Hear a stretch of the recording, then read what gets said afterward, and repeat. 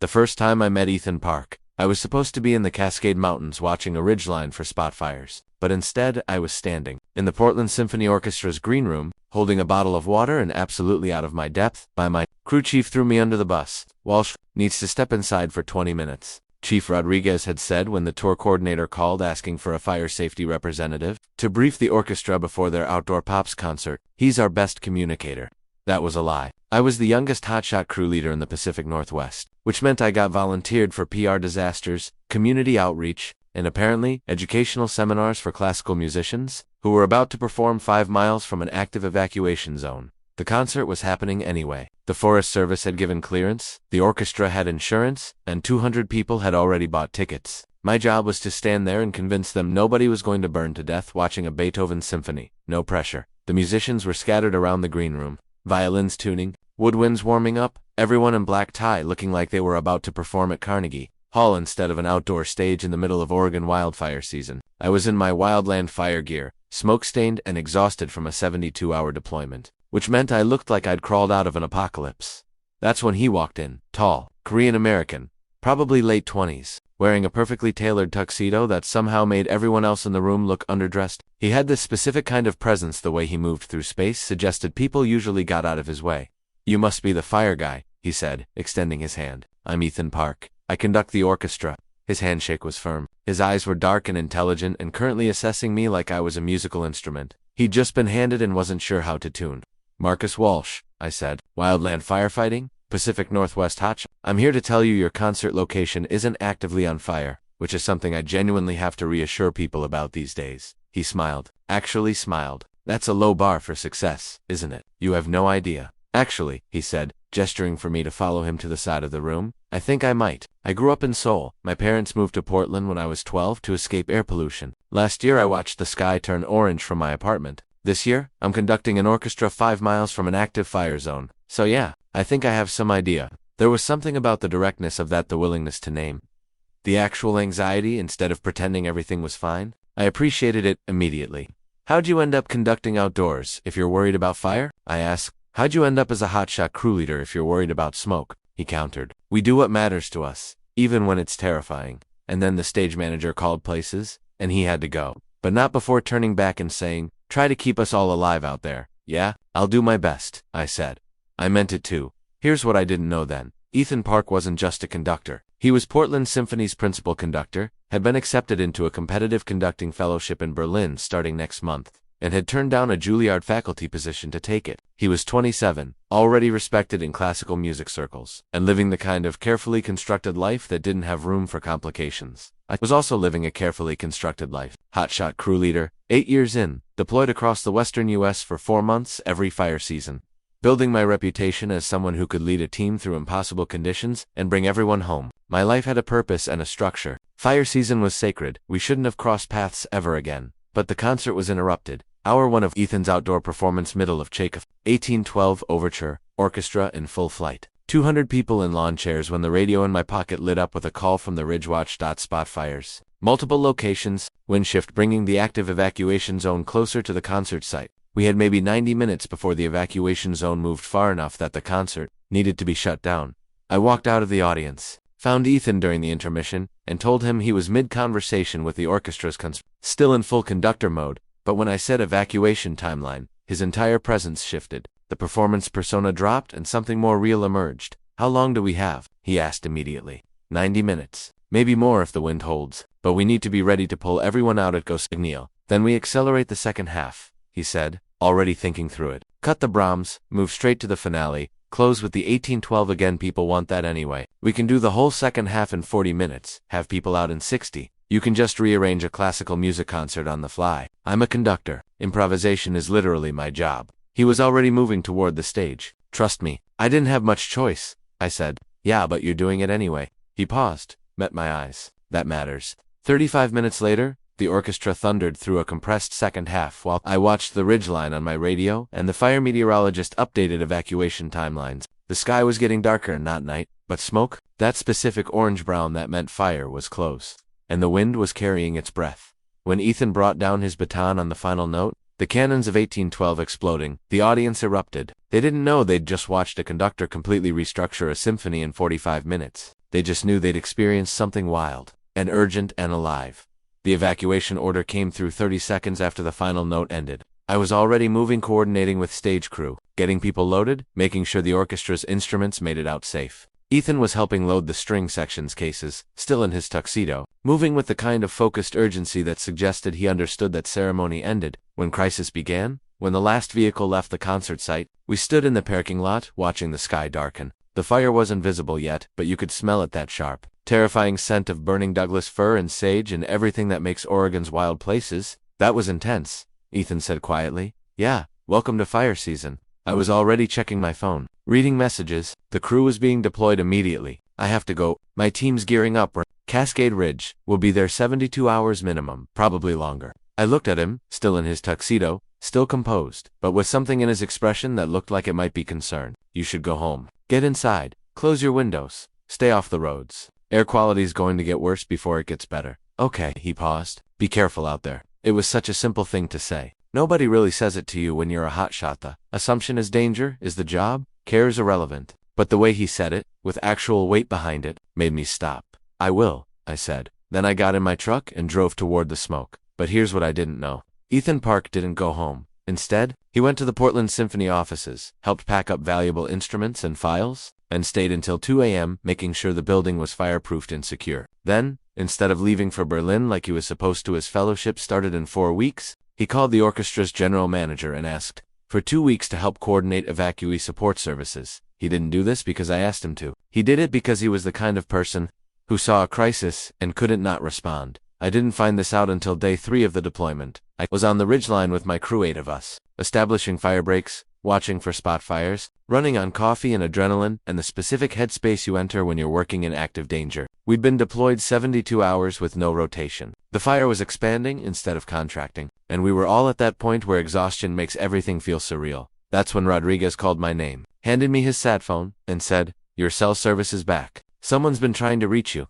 I had 17 missed calls, 17 all from an unknown number, all with voicemails that started with, "Marcus, it's Ethan. I'm helping coordinate evacuation support. Call me." I called him back immediately, assuming something was wrong, someone hurt, something catastrophic. "You're okay," he said when he answered. Not a question. "Yeah, I'm fine." "Why did you call 17 times? "I wanted to make sure you were alive."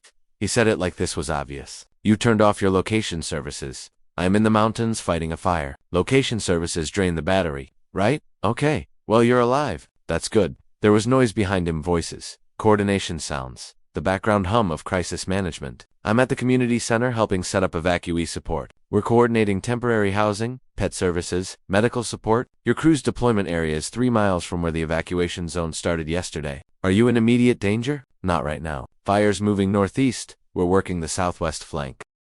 "Okay, good, that's okay." He took a breath. I could hear him actually centering himself. "I have to go. We have families arriving who need housing. But Marcus, be careful. Actually careful, not just the thing people say." "I will," I said. When I hung up, Rodriguez was grinning at me. "Who was that?" he asked. "Nobody. Just someone." "Yeah, and they called 17 times because you're nobody." He was enjoying this way too much. "You meet them on the ridge." At the concert before we evacuated, I handed the sat phone back, trying to sound like I wasn't thinking about Ethan's voice, asking if I was alive. "They're helping with evacuee support, and they're worried about you." I didn't respond, which was response enough. Rodriguez laughed. "You're in trouble, Walsh." He wasn't wrong. The fire season stretched. What was supposed to be a 4-month deployment turned into 5. What was supposed to be the last big fire of summer turned into 3 more fires, each worse than the last. The Pacific Northwest burning, in ways that hadn't happened in modern history, and through it all, Ethan texted me. Not constantly. He understood the nature of hotshot work. Understood that sometimes I'd be unreachable for 72 hours at a time, but whenever I got service, there'd be messages. "How's the ridge? Your crew okay? Air quality is brutal today. Stay hydrated. I saw your team mentioned in the news. You were incredible." I texted back when I could. "Tired. Everyone's good. Fire's not winning today. How's evacuee support? Still in Portland?" That last question was important because Ethan was supposed to be in Berlin. His fellowship started mid-September. He deferred once, already told me over text that he'd pushed it to October, then November. Each time I asked if he was sure, if he was sacrificing too much, and each time he'd say, "I'll know when it's time to go." But he was still in Portland by mid-October.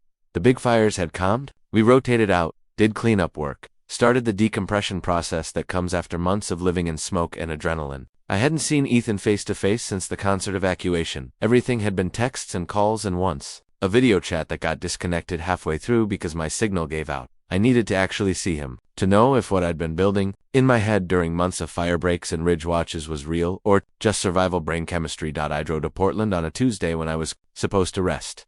The Portland Symphony offices are in a beautiful historic building downtown. Red brick and tall windows, looking exactly like the kind of place classical music lives. I hadn't thought about what I'd say when I got there. I just knew I needed to be there.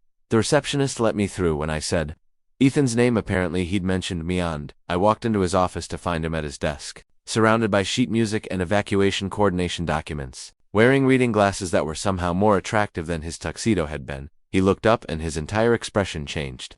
"Hi," I said, suddenly feeling like I was 17 and had no idea how to talk to people. "Hi." He stood up, came around the desk, and I realized he was walking toward me with a specific kind of intention. "You drove to Portland?" I had time off. "You drove to Portland?" he repeated, like I'd said something profound. "Instead of going home?" "Yeah, Marcus." He stopped about a foot away from me, close enough that I could see the exhaustion under his eyes, the weight he'd been carrying helping with evacuations. "My flight to Berlin is Friday." My stomach dropped. Okay, it was supposed to be September, then October, now November. I've been deferring because ...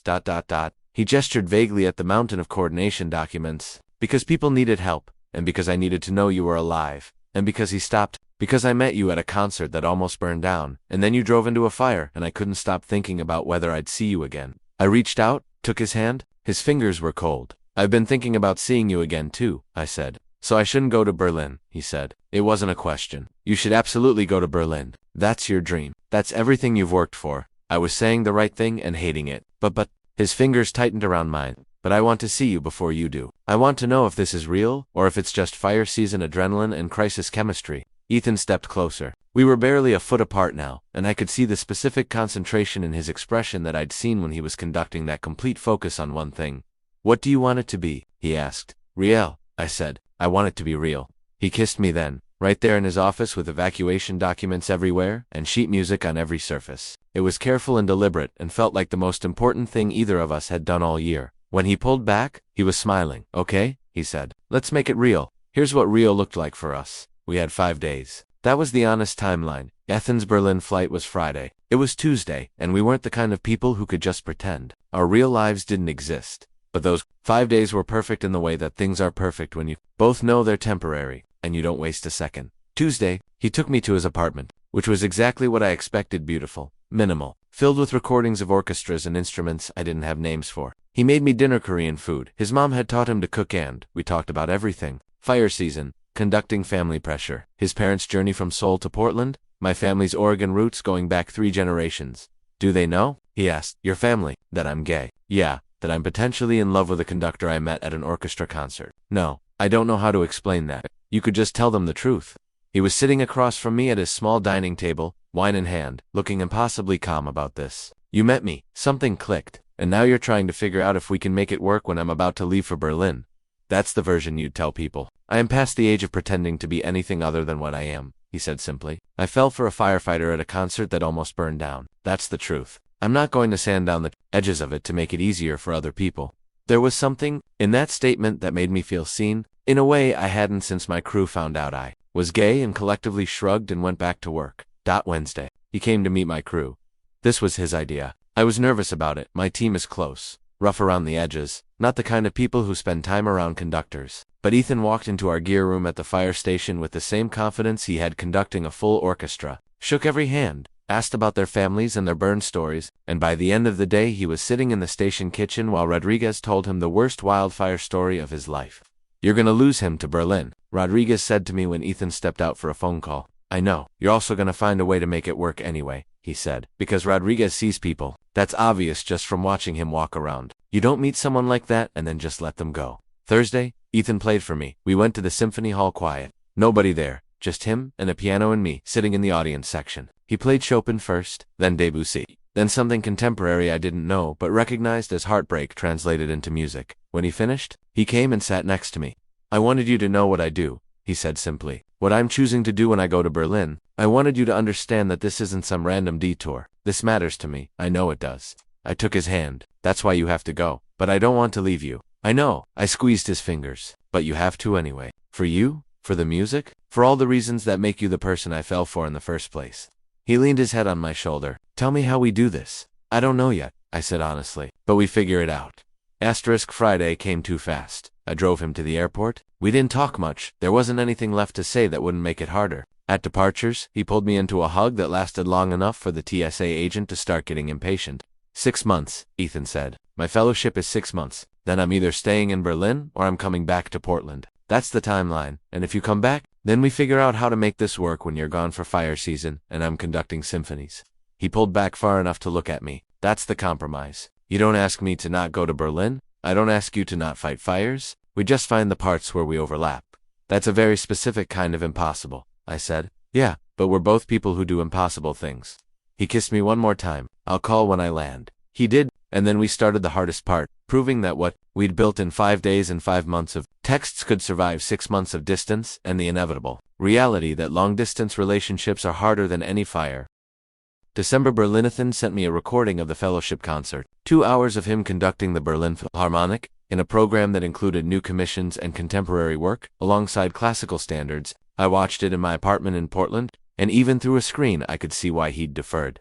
Everything for this, he was exactly where he was supposed to be. That was incredible. I texted after. Thought of you the whole time, he wrote back. There's a piece we're doing in January, Malor 5. The second movement is this beautiful, devastating thing about loss and finding your way back to joy. I want you to hear it. I'll find a stream. Come to Berlin, he said. I stared at that text for 10 minutes. Come to Berlin. Like it was simple. Like I could just leave my crew, my job, my entire life, for 2 weeks because my boyfriend wanted me to hear him conduct Mahler, except I could. I had saved leave, I had money, and the fire season was over. Winter in the mountains meant downtime. I'll look at flights.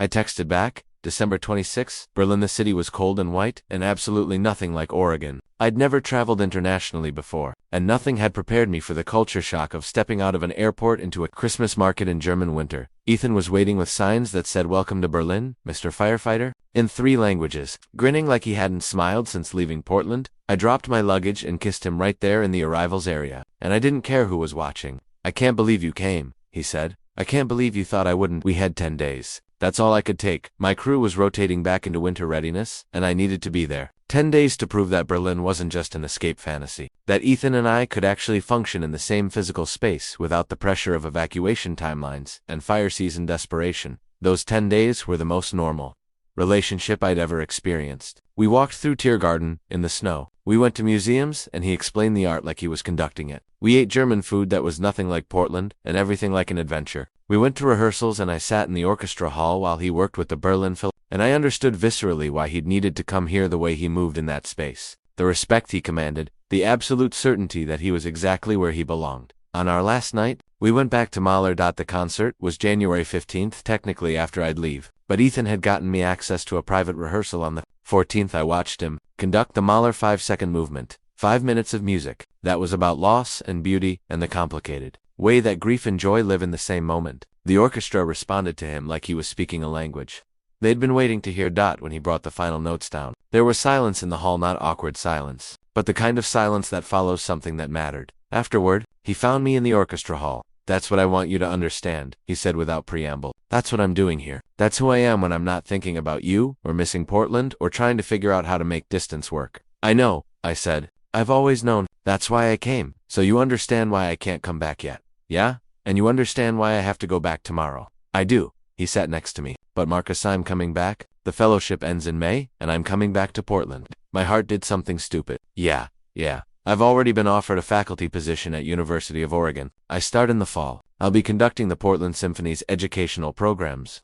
He took my hand. I found a way to stay. A way that makes sense for both of us. I couldn't speak for a moment. I just held his hand and tried to process that somehow, impossibly, we'd actually made this work. What about Berlin? I finally asked. We'll finish in May. We'll conduct maybe 6 weeks in the summer with a guest orchestra in Vienna. Then I'm home. He smiled. Home. That's Portland now. That's you. Epilogue May. Portland. Athen's last concert in Berlin was live-streamed, and I watched it with the entire crew in the station. By the end, even Rodriguez was quiet, understanding that he'd just witnessed something exceptional.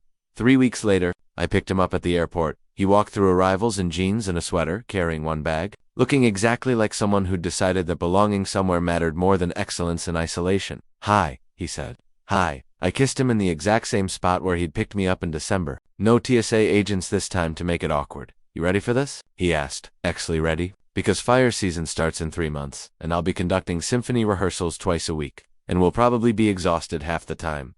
Yeah, I said. I'm ready, even though it's impossible. Especially because it's impossible. We're both people who do impossible things. He smiled. That specific smile I'd come to recognize as his way of saying I love you without saying it out loud. Come on, he said. Let's go home. We walked out of the airport into Portland's spring gray sky, smell of rain coming, everything green and alive and waiting. My truck was parked in short term, and we drove back to the apartment he'd been keeping sublet while he was gone. That night, we lay in his bed while rain started outside. And he talked about Berlin, the orchestras, the conducting style of European conductors, the specific way the Berlin Philharmonic approached contemporary music. I told him about the fires we'd fought, the crew dynamics, Rodriguez asking daily if I'd heard from the conductor guy. Around 2 a.m., he said. I'm glad I met you at that concert. Even though you had to evacuate, especially because I had to evacuate. If everything had gone perfectly, I probably would have gone to Berlin without ever meeting you, and I would have built a whole life that didn't include. He gestured vaguely at us. At everything. This so near disaster brought us together. I guess it did. He shifted closer. Fire season starts in 3 months. You'll be gone for 4 months. Then you'll be back, and I'll conduct, and you'll leave again next year. Yeah. It's going to be hard, he said. Yeah, but it's going to work, he said. Like he was certain of it, and maybe because he's a conductor somewhat trained to hear all the instruments and understand how they fit together into something coherent. He was right. We figured out the rhythm. Fire season became the quiet months where I texted him from ridgelines, and he conducted rehearsals. Off-season became our time. The overlap where we actually got to be in the same physical space. It wasn't the love story you see in movies. No dramatic epiphanies. No moments where someone chose love over everything else. Instead, it was two people who had very specific things they needed to do, and who somehow found a way to do those things while also being in love. My family met him at Thanksgiving. My mom asked if he was staying or if this was temporary. I told her it was permanent, but the shape of permanent was different from what she'd expected. She seemed okay with that. Ethan's parents called from Seoul to tell him they were proud, both of things that he was following his dream, and that he'd found someone who understood why he needed to dot.